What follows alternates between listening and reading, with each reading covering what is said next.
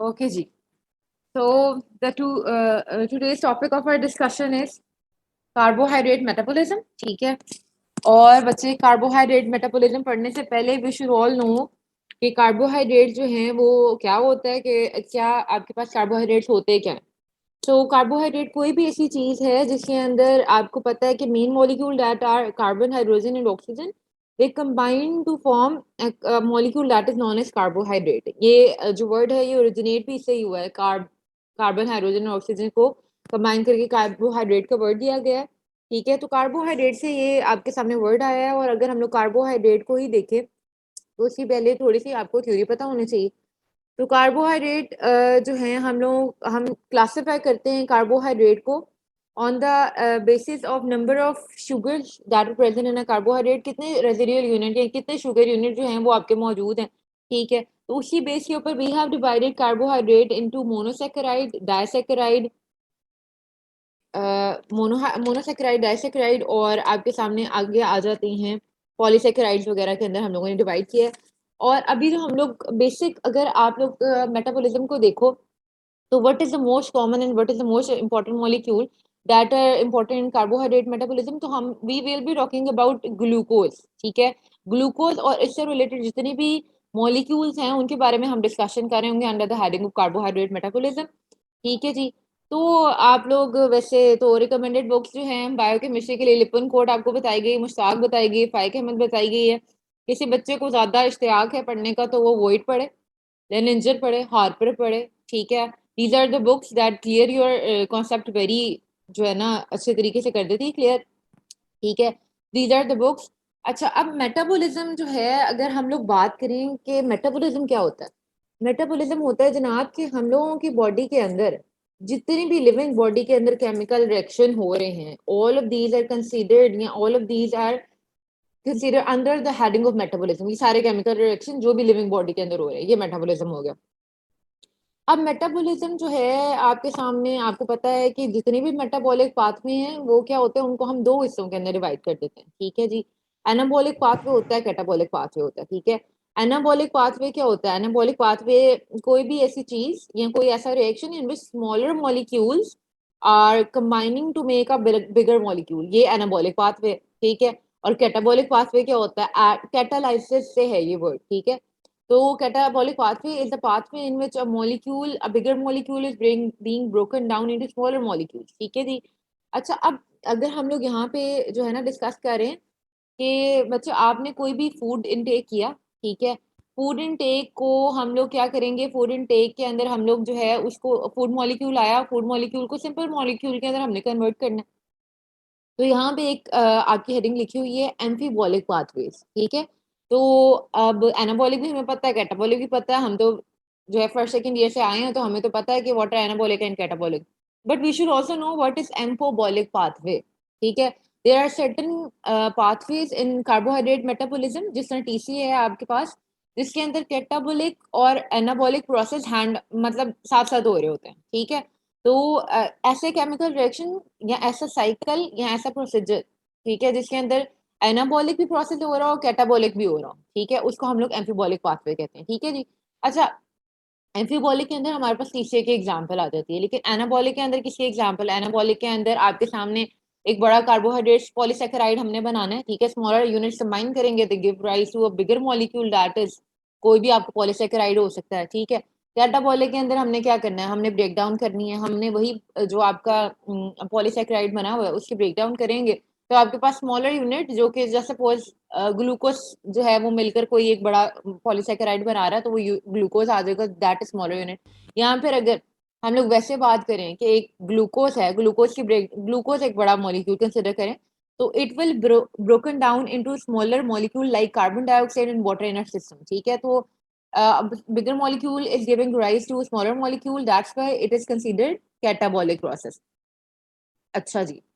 अच्छा, अब major pathways जो हैं आपके कार्बोहाइड्रेट मेटाबॉलिज्म के वो क्या होते हैं, क्या क्या है उसके अंदर हम लोगों ने ये देखने. अच्छा, carbohydrate metabolism, the chemical reaction which involves carbohydrate. ठीक है, यहाँ जिसके अंदर कार्बोहाइड्रेट की लाइसिस हो रही है. ठीक है, यहाँ पर ग्लूकोज की लाइसिस हो रही है, यहाँ पर ग्लूकोज जो है ना वो एनर्जी सिंथेसाइज कर रहा है. ठीक है, और एनाबॉलिक भी देखेंगे और कैटाबॉलिक दोनों देखेंगे इसके अंदर, ठीक है।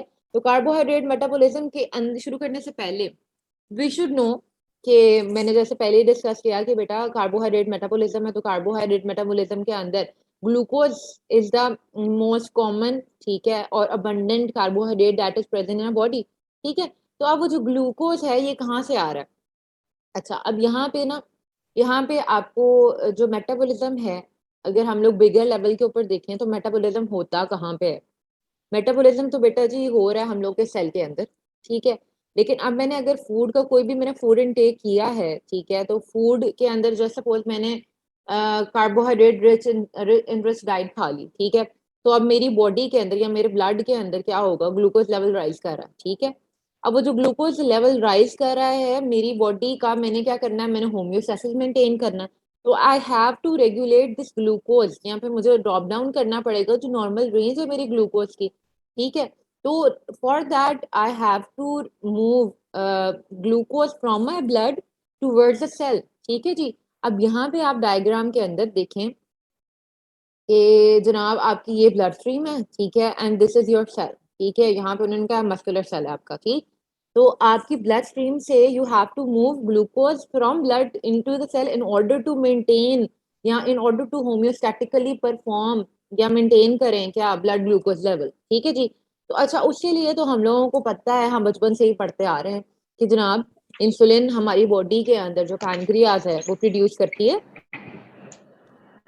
बेटे माइक अपना जिसका भी है काइंडली। अच्छा जी, हमारी मैं आपको ये बता रही थी कि हमारी बॉडी के अंदर इंसुलिन जो है उसका काम, पैनक्रियाज जो है वो इंसुलिन प्रोड्यूस करेगी।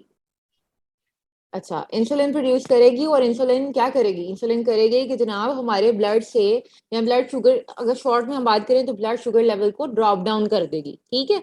वो ड्रॉप डाउन किस तरह से करेगी? It is going to move glucose from blood stream into the vessel, liver के अंदर मूव कर रही है, ठीक है। तो उसका एक मैकेनिज्म। अच्छा, सेल के अंदर अगर हम बात करें तो मैम आपकी ट्रांसपोर्टर, आवाज क्लियर नहीं आ रही। क्लियर नहीं आ रही? अब आ रही बच्चे क्लियर?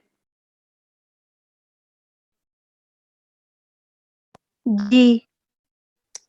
अच्छा, अच्छा, अब क्लियर आ रही है? जब बच्चे ना क्लियर आए तो काइंडली मुझे तो उधर ही रोके बता दें, ठीक है। अच्छा जी, okay. Thank you so much. अच्छा जी, हम लोग क्या कह रहे हैं? हम लोग ये कह रहे हैं कि जनाब आपके सामने दो तरह की ट्रांसपोर्ट हो रही है ग्लूकोज की into the cell. The first one is insulin independent transport system of glucose, ठीक है।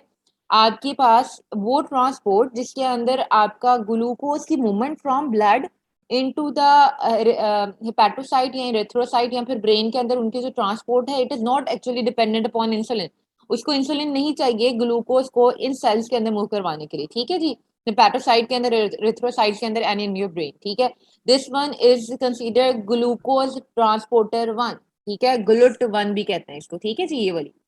The second one is actually insulin dependent, ठीक। तो ये देखें आपके सामने।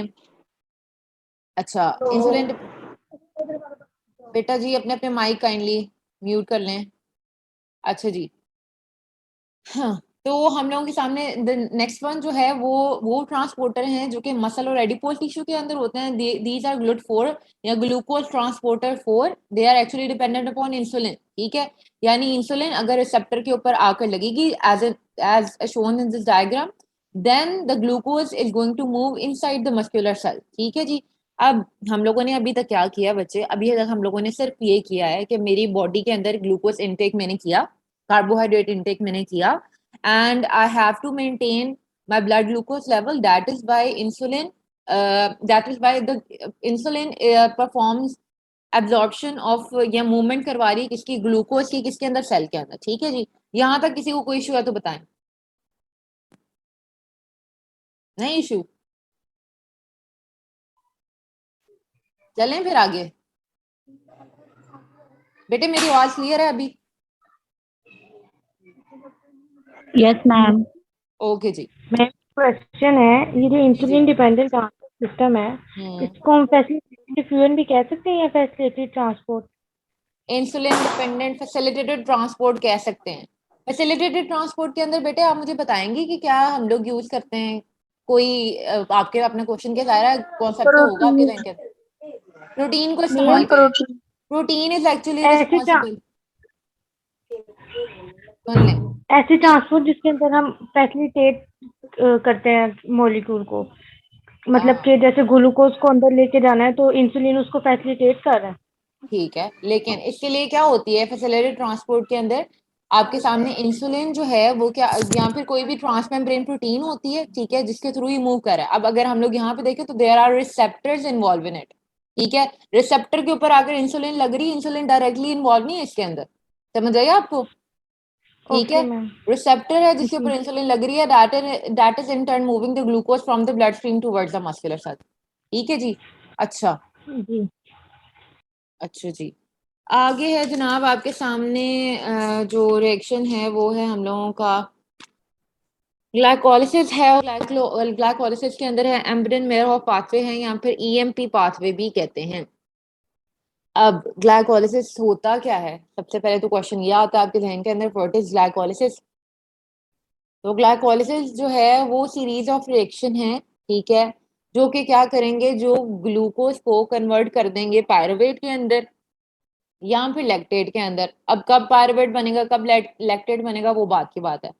देखो बेटा, हम खाना खाते हैं, ठीक है, तो why do we eat food, we actually eat food in order to get energy from them in the form of ATP, ठीक है। एनर्जी चाहिए हमें, इस वजह से डिफरेंट टास्क परफॉर्म करने हैं मैंने, तो मुझे एनर्जी चाहिए, ठीक है। तो मैंने फूड इनटेक किया and this food is carbohydrate enrich, ठीक है, और वो ग्लूकोज अब मेरे सेल के अंदर आ गया। Then now how is this glucose going to give me energy, ठीक है। तो वो आपके पास ग्लाइकोलिसिस वो प्रोसेस है जिसके अंदर ग्लूकोज जो है वो टूटता है, ठीक है, पायरुवेट के अंदर या लैक्टेट के अंदर, और क्या प्रोड्यूस कर देता है हमारे सामने, एटीपी प्रोड्यूस कर देता है, ठीक है। अच्छा, अब हम लोगों के सामने क्या है, अब हम लोगों के सामने कुछ इंपॉर्टेंट बातें हैं इसकी, ठीक है, जो कि हम लोगों ने डिस्कस करनी है, ठीक है। क्या कहता है कि आपको पता है बच्चे कि हम लोगों के पास फर्स्ट ऑफ ऑल ग्लाइकोलिसिस जो है, जो है हम लोगों के सामने, इसको हम डिवाइड करते हैं टू टाइप्स के अंदर, ठीक है, एरोबिक और एनारोबिक, ठीक है। अच्छा, अब एरोबिक जो ग्लाइकोलिसिस होती है उसके अंदर जो एंड प्रोडक्ट है वो है हमारा पायरुवेट, ठीक है। पायरुवेट एंड प्रोडक्ट है किसका, एरोबिक ग्लाइकोलिसिस का। वाइल अगर हम लोग बात करें जनाब एनारोबिक ग्लाइकोलिसिस की, तो उसके अंदर हम लोगों के पास एनारोबिक कंडीशन के अंदर जो एंड प्रोडक्ट होता है वो क्या होता है, वो लैक्टेट होता है, ठीक है। अच्छा, उसके अलावा अगली बात ये आती है कि जनाब ये आपका जो ग्लाइकोलिसिस है ये होती कहाँ पे है? पहले सेल्स के अंदर तो होती है, लेकिन cell in which compartment of the cell, ठीक है।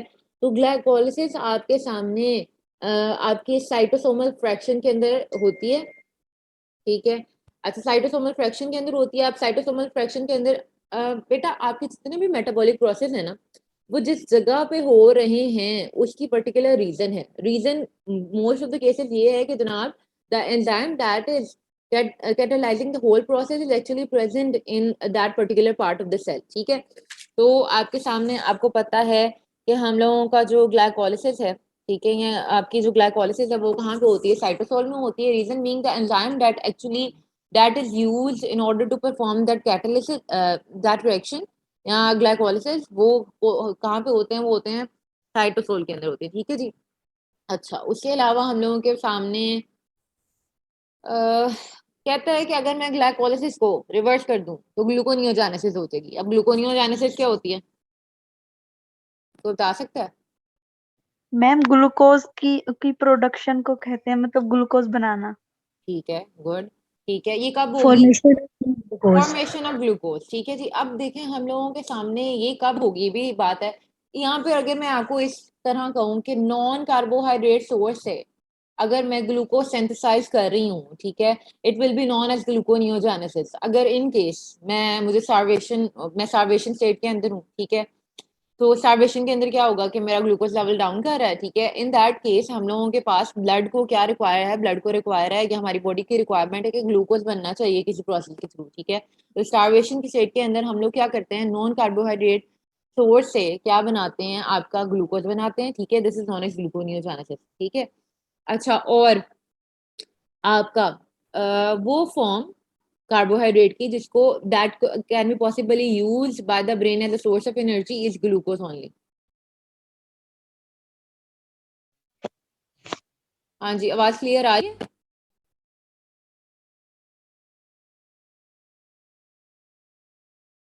बेटे मेरी आवाज आ रही है आप लोगों को?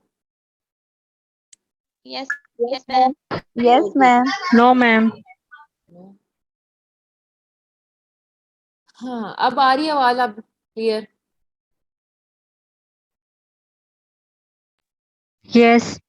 ओके जी। अच्छा जी, अब ना हम लोगों के सामने क्या है, हम लोगों के सामने है कि रिएक्शन ऑफ ग्लाइकोलिसिस। अगर हम लोग रिएक्शन ग्लाइकोलिसिस के, वैसे तो ग्लाइकोलिसिस हमने देख ली ना क्या होती है, ठीक है ना। वो हम लोग रिएक्शन ग्लाइकोलिसिस के अगर देखना चाहें कि ग्लाइकोलिसिस के अंदर कौन कौन से केमिकल रिएक्शन इन्वॉल्व हैं, या उनको हम लोग किन किन टाइप्स के अंदर डिवाइड करते हैं, तो we have divided glycolysis into 3 phases. The first one is investment phase, ठीक है, यहाँ प्राइमरी फेज क्यों कहते हैं इसको ये भी बता देते हैं। अच्छा, the second one is splitting phase and the third one is energy phase, generation phase. अच्छा, पहले फेज को हम लोग इन्वेस्टमेंट फेज क्यों कहते हैं? बिकॉज इसके अंदर हम लोग एनर्जी खुद दे रहे हैं in the form of ATP in order to proceed that reaction, ठीक है। हम लोग फर्स्ट फेज के अंदर बच्चे क्या करें, एनर्जी खुद दे रहे हैं उस केमिकल रिएक्शन को परफॉर्म करवाने के लिए, ठीक है जी। तो ये एनर्जी इन्वेस्टमेंट फेज है। फिर सप्लिटिंग फेज जब आएगा तो फिर बताऊंगे एनर्जी जनरेशन फेज में, ठीक है। अच्छा okay, starting from the first reaction, very first reaction of our जो है ना आपका जो ग्लाइकोलिसिस है, ठीक है, और उसका हम लोगों ने रिएक्शन स्टार्ट करना है, ठीक है। तो पहला रिएक्शन जो है आपका क्या है जनाब, ग्लूकोज आया, ठीक है, and we have now converted our glucose into glucose 6 phosphate. अच्छा स्ट्रक्चर जरा देख लें, ये आपका ग्लूकोज का स्ट्रक्चर है, ठीक है। इसको कन्वर्ट किया है हम लोगों ने ग्लूकोज 6 फॉस्फेट के अंदर in the presence of hexokinase enzyme, ठीक है जी, with the utilization of ATP. अच्छा, अब हम लोगों का जो ग्लूकोज का मॉलिक्यूल है, काइनेज एंजाइम वो एंजाइम होता है that is require in order to add a phosphate group in a molecule. आपका ये सबस्ट्रेट था, इसके ऊपर एंजाइम ऐड किया, ठीक है, एंड दिस एंजाइम हेक्सोकाइनेज, ठीक है, काइनेज का मतलब है it is going to add phosphate group, ठीक है। अच्छा, 6 कार्बन के ऊपर फॉस्फेट ग्रुप अटैच कर दिया, ठीक है, और ये एटीपी या ये जो फॉस्फेट ग्रुप है ये आया कहाँ से, इट कम्स फ्रॉम एटीपी, ठीक है। एटीपी ने अपना एक फॉस्फेट इसको ट्रांसफर किया and as a result of it it actually gets converted into glucose 6 phosphate, ठीक है जी।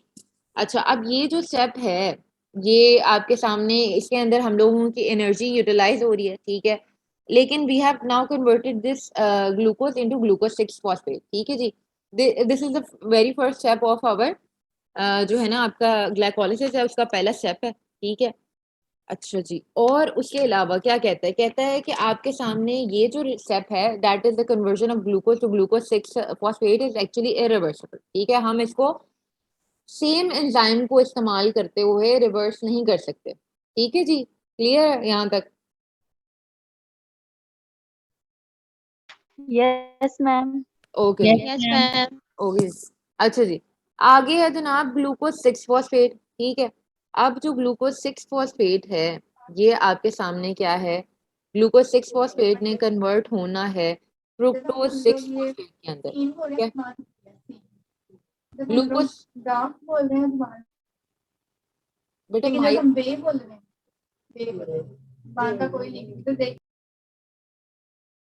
माई काइंडली। अच्छा, ग्लूकोज 6 फॉस्फेट जो है वो फ्रुक्टोज 6 फॉस्फेट के अंदर कन्वर्ट हो रहे हैं, ठीक है। Now we know that glucose और फ्रुक्टोज आपस में क्या है, ये एक दूसरे के आइसोमर्स हैं। तो व्हाट आर आइसोमर्स, आइसोमर्स क्या होते हैं? Same structure formula but Having the same molecular formula but different structure formula. जी, सेम मॉलिक्यूलर फार्मूला जिसका हो लेकिन डिफरेंट क्या हो जनाब, स्ट्रक्चरल फार्मूला हो, तो they are known as isomers of each other, ठीक है। तो हम लोगों के सामने अब क्या है, ग्लूकोज 6 फॉस्फेट को फ्रुक्टोज 6 फॉस्फेट के अंदर कन्वर्ट करवाना है, मॉलिक्यूलर फार्मूला सेम रहेगा, स्ट्रक्चरल फार्मूला डिफरेंट होगा, ठीक है। तो now the enzyme that is being used here is known as phosphoglucoisomerase. Isomerase are the enzyme that are responsible for interconversion of isomers. ठीक है जी, तो isomers वो एंजाइम है या isomerase वो एंजाइम है जिसके अंदर हम लोग क्या करवाएंगे, दो दो आइसोमर्स की इंटर कन्वर्जन करवा सकते हैं जिसकी मौजूदगी में, ठीक है जी। अच्छा अच्छा जी, आगे बच्चे आपके सामने जो नेक्स्ट स्टेप है, इट इज अगेन आपकी एनर्जी इस्तेमाल हो रही है, एटीपी कंज्यूमिंग रिएक्शन है, ठीक है। नाउ अगेन हम लोगों के सामने क्या हो रहा है, हम लोगों के सामने फ्रुक्टोज 6 फॉस्फेट, ठीक है, एटीपी की फॉर्म में एनर्जी को इस्तेमाल करते हुए किसके अंदर कन्वर्ट हो रहा है, फ्रुक्टोज 1,6 बिसफॉस्फेट कहते हैं, बायफॉस्फेट भी कहते हैं। अब पहले हम लोगों के सामने एक कार्बन के ऊपर क्या थी, फॉस्फेट ग्रुप अटैच था, ठीक है। नाउ जब दूसरा एटीपी आया तो दूसरे एटीपी ने एक और फॉस्फेट इस पूरे फ्रुक्टोज 6 फॉस्फेट के मॉलिक्यूल को ट्रांसफर किया, and as a result of it now this fructose molecule have two phosphate group attach to the molecule, ठीक है। अगेन हम लोग क्या कर रहे हैं, हम लोग फॉस्फेट ग्रुप अटैच करवा रहे हैं, ठीक है। तो एडिशन ऑफ फॉस्फेट ग्रुप के लिए हम लोग कौन सा एंजाइम यूज कर रहे हैं, काइनेज, ठीक है जी। और हम लोगों के सामने जो है अब as a result of it आपका जो एंजाइम बन रहा है वो क्या बन रहा है, वो बन रहा है हाँ फ्रुक्टोज 1,6 बिसफॉस्फेट, ठीक है जी। अब ये फ्रुक्टोज 1,6 बिसफॉस्फेट तो बन गया, लेकिन इस रिएक्शन को हम लोग क्या कहते हैं, रेट लिमिटिंग रिएक्शन कहते हैं। अब रेट लिमिटिंग रिएक्शन क्या होते हैं, रेट लिमिटिंग रिएक्शन क्या होते हैं बच्चों,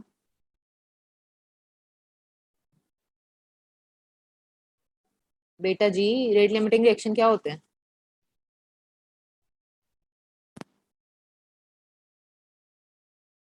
बेटे मेरी आवाज आ रही है आप लोगों को, यस मैम।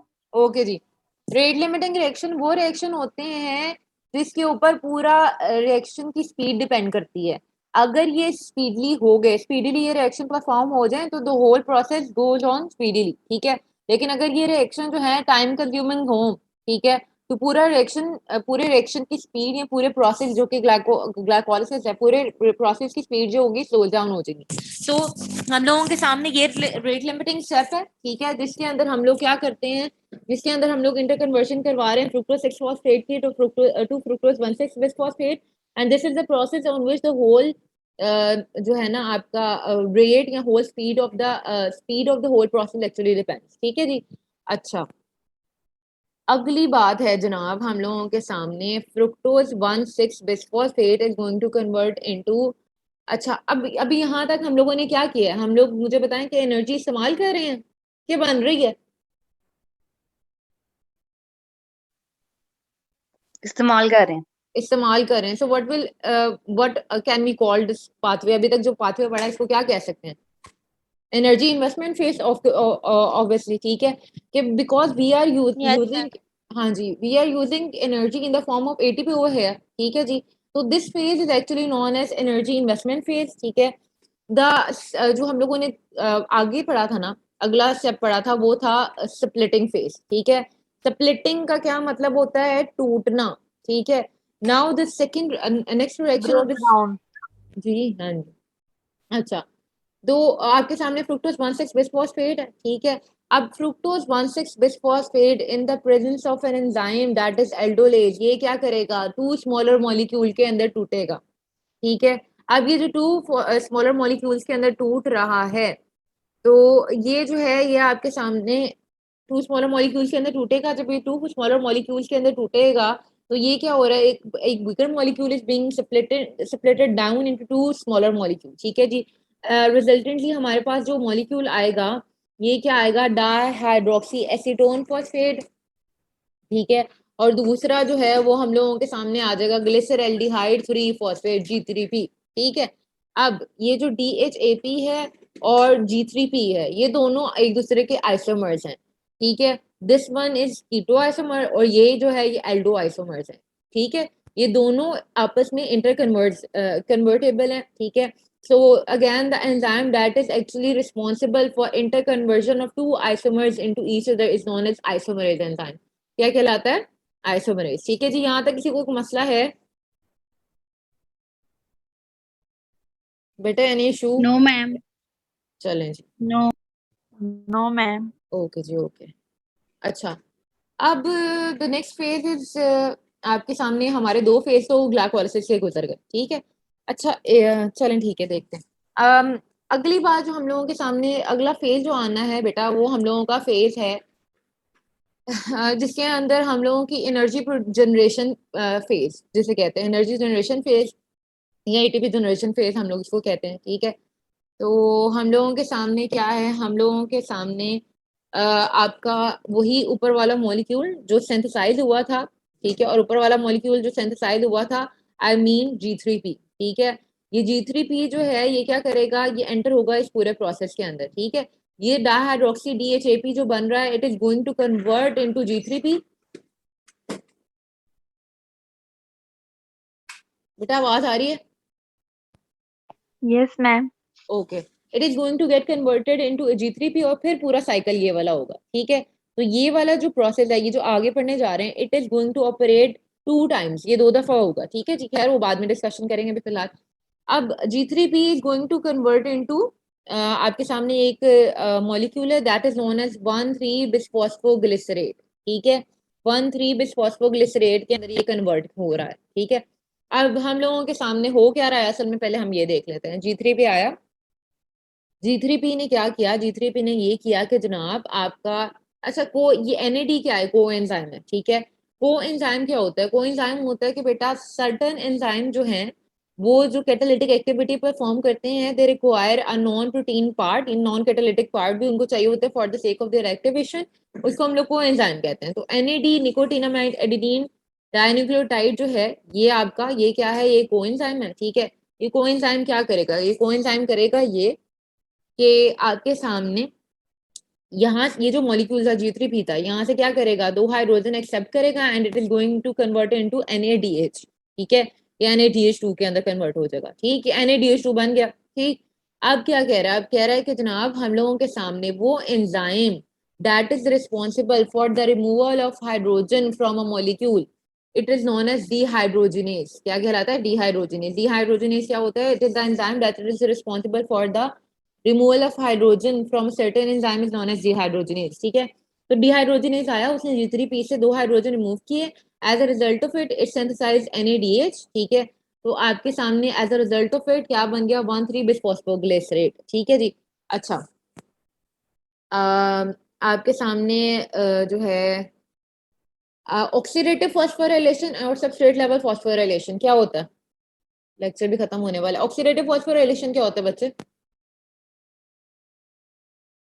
नहीं पता? आवाज आ रही है मेरी?